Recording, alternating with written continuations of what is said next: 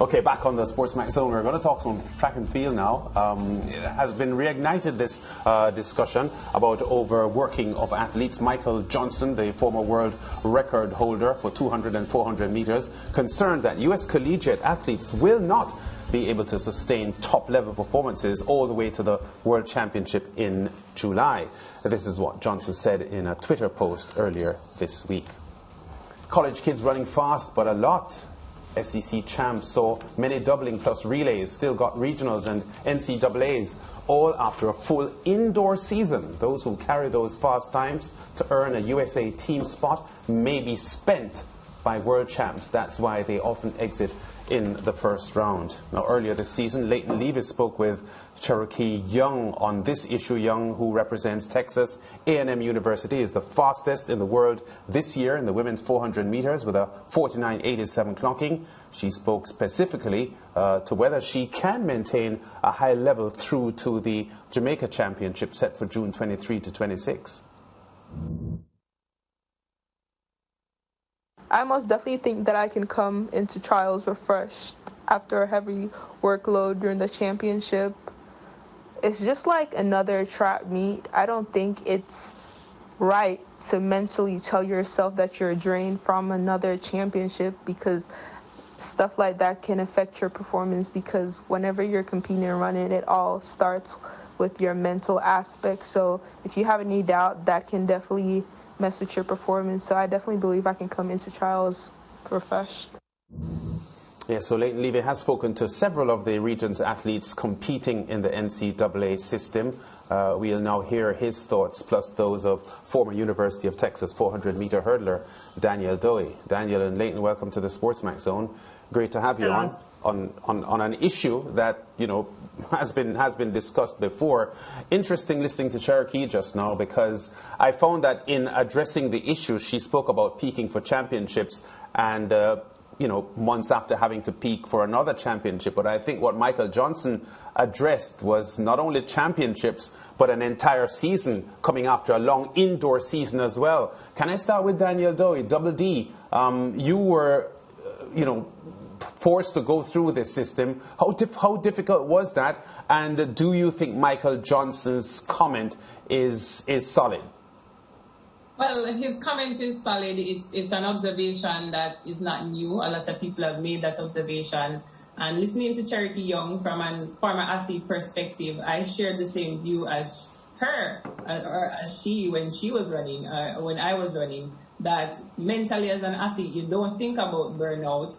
And so when it starts to happen to you, you start to blame yourself because you think that you're failing and you don't understand that burnout and overtraining is a real thing. And it has to do with how you're trained and the amount of races that you go through throughout the season. So it's one of those things that the athletes don't really consider, because it's not our job to consider that. We just go out there and perform. And so that is why it affects so many athletes negatively when they underperform after a long season. They tend to blame themselves because they don't understand how serious the burnout system is. Yeah, solid point, and I accept that as an athlete you have to think positively and keep an optimistic stance at all times. But the real issue is the physical, how demanding it is physically on your body. Can you address that? Indoors, and then championships, NCAAs, then outdoors, and then, you know, taking aim at big world championship and Olympic meets, which usually come up a lot later in the summer, July and August sometimes. So how physically demanding is that? Forget the mental thing that you just spoke of, because we accept that. But how physically difficult was it for you as an athlete? Well, it is what it is. You're training to run fast very early from January indoor. You're running personal best. If you look, it's very common for the athletes to start out indoor and their times just keep dropping. So you're training every day in the weight room. Your program, your workouts is very, very intense, and it's super competitive, which is why we get so many fast times out of the collegiate system. It's extremely competitive. You have championship after championship, and the coaches have performance incentives, so they want you to be in these races. And a lot of the times, if you're on a full scholarship, you don't have a choice. Once you're healthy, you're running. So that's just how it's set, and it is physically demanding. But while you're in it, you're not really thinking about it. It's just one race after the next, and unless you get injured or something like that, you just stay focused on winning those championships. Yeah, LLU, of course, will have a different perspective, and Danielle just spoke of the collegiate coaches wanting to get the best out of their athletes. But the fact is, these collegiate coaches don't care too much about what your country wants of you in July and August. Yeah, it doesn't matter which country either. But let me give you an example. Abby Steiner runs for the University of Kentucky. She ran 11 60-meter races indoors this past season and about 5 200s. She ran 22:09, which made her the second fastest woman ever indoors behind Merle Notty's 21:87. She has so far, including relays, 100s, and of course indoor performances, have run 38 races so far this season. 38 races, right? And in my mind, there was no surprise when she lost both the 100 and 200 this past weekend to Ophelia, in times that she would have normally have blown past 2 or 3 weeks ago. And then at the championship, she ran she ran a leg on the 4x1 and the 4x4, all in the space of 3 hours at the conference championships this weekend. That is what I think Michael Johnson is referring to. The load, because Daniel is right. I mean, you train to compete. But the fact is that you go through these cycles to get to peak for these different events, especially the national championships, which come up at the end of May. To then peak for that and then to hold that peak for a national championships 3 weeks later is difficult physically, even though you might not feel it. You come to these championships and your body is worn down because we're looking at May right now. The national championships for the United States is at the end of June. I think it's about in the same weekend ours is here in Jamaica.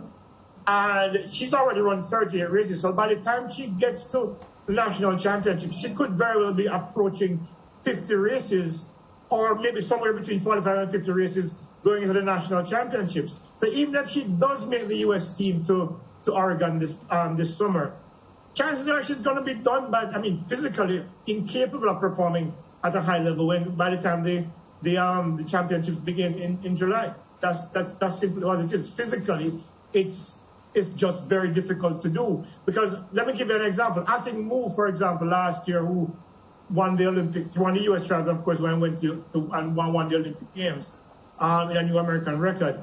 She ran 31 races before the U.S. trials last year, over 400 4x4 relay. If you remember, the A&M ran some of the fastest times in history where she anchored. And then, coming outdoors and running a couple of 800s at the U.S. trials. But she still managed to perform very, very well. So it comes down to the individual, but still, it's a very massive load for the athletes to carry. Leighton, and I know you have spoken to many of the athletes in interviews, who have been experiencing burnout. Based on your conversations, any of the athletes, I know it's one thing to say, okay, so we're experiencing burnout, but any of them even, suggested how they can come to some sort of common ground or just gave any ideas as to what they would rather do? Well, not really. As Daniel said, I don't think they really think about it from that perspective. You have a scholarship, you got to perform because you want to keep that scholarship and you want to finish university and eventually perhaps sign a professional contract, or if not, get a job. That's the primary objective of the student athletes. The thing is, when you look at some of the athletes, let's take Cherokee Young, for example, who you just heard that clip from a while ago. So far this season, she's run 15 races, indoors and outdoors, which is not that bad a load considering where Abby Steiner was at this point of the season. Tyra Gittins said that her coach at Texas, now that she's moved from A&M, has suggested that her program is going to be designed for her to compete at the Commonwealth Games and at the World Championships this summer. She's competed in 14 events. She's a high jumper, so maybe the physical load on her body is not as difficult as, for example, a 400-meter runner like Cherokee Young. But it's still, she's done 14 events, so maybe their respective programs are not loading them the way other athletes are being loaded. And so at this point of the season, with 14 and 15 events respectively, you're not going to get them talking about burnout because this is probably the norm for them. In fact, the load might be even lesser this year, given that both of them are having an eye on the World Championships this summer.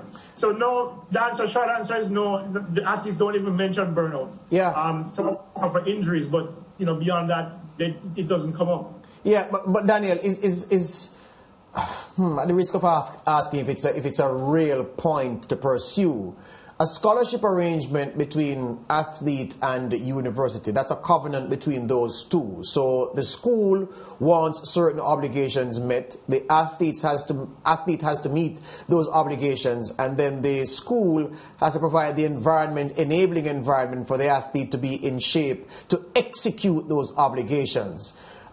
The school is not obliged to give an athlete a program that leaves them fresh for a national championship or for a world championship, because there's no benefit that accrues to the school directly from the athlete being ready for those things. The school is all focused on the contractual obligation to perform for the school's benefit. So if that's the case, I'm wondering if we are, chasing our tail here with a discussion like this.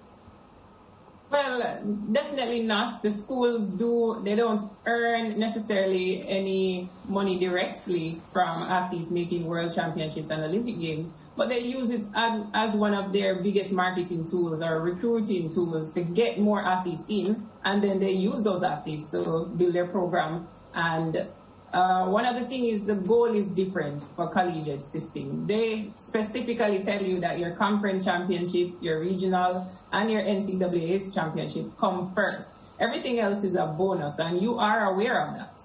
But people still train towards their world teams because a lot of us come in with goals to go beyond the collegiate system. Nobody really, not a lot of athletes come in and just want to not make an Olympic team. So you find that the goals are different, and it's the priority is clearly set. The priority is the collegiate system that comes first for these coaches. That's what they are paid on. That's what they get their salary bonuses and incentives and increases on. So that is priority. Points come first. And in a lot of cases, if you're not scoring points, your scholarship is under threat. Not necessarily for international athletes because they don't want that reputation abroad. Right. But athletes local to the USA, you have to score to keep your numbers, to keep your scholarship. Yeah, and this goes back to the power dynamic again, and we've applauded basketballers for having the power in the relationship with the NBA now in many respects, footballers and so forth, but perhaps it is that the track and field athletes have not crossed that Rubicon yet, Leighton, where they have the power to tailor the program that they have with their school to keep them fresh for national duties, because as Danielle has articulated, it's about the school's business first and foremost. Anything else is a bonus. Yeah, because track and field, track and field doesn't bring in money at all for a lot of U.S. colleges. Basketball does, and some of those four major sports from the United States: baseball, basketball, and football, the so-called football. Yeah. Bring the bulk of the revenue for those colleges. Track and field is a sport where, if you looked at what happened in the last 2 years when COVID was hitting left, right, and center, remember Clemson cut their track and field program significantly. In fact, had it not been for a last-minute change of mind because of, I don't know, maybe extra revenue coming in from additional sources, that Clemson changed their mind to keep the men's program going. Because obviously because of Title IX as well, which allows not really allows, but it kind of forces them to have a female program as opposed to the men's program. Yeah. So track and field is not a revenue generating sport. So they have no obligation to the sport as much as they do the other major sports in the US system. So, for them, it's not a big deal to cut a track and field program because in real terms, it doesn't really do anything for the bottom line. Yeah. All right, Leighton, we're going to leave it there. Danielle, thanks for talking to us as well, an issue that I'm sure will continue to be discussed in track and field circles. We go to break. Back with more on The Zone after this.